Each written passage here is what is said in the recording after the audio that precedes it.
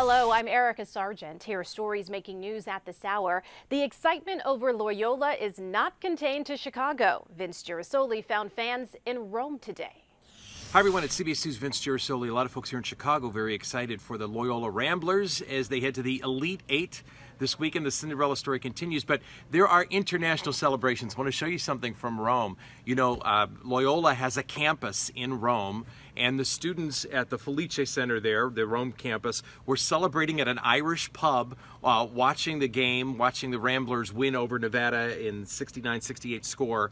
You can see the crowd was just erupting with so much pride for being a Loyola student, so much support for the basketball team.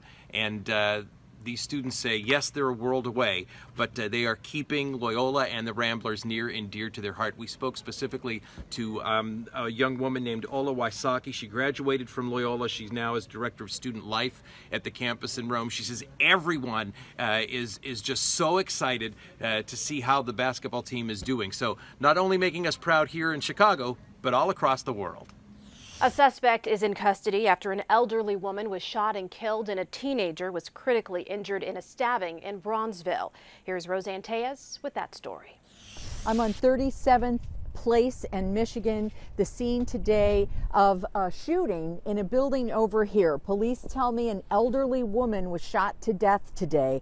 And there was also an 18-year-old woman in that building who was stabbed multiple times and is in the hospital. We also are told that there is a man in custody, a 31-year-old man taken into custody here at the scene. What we don't know is what happened here on 37th Place. We're waiting to get details. And finally, meteorologist Mary Kay Kleist has your forecast.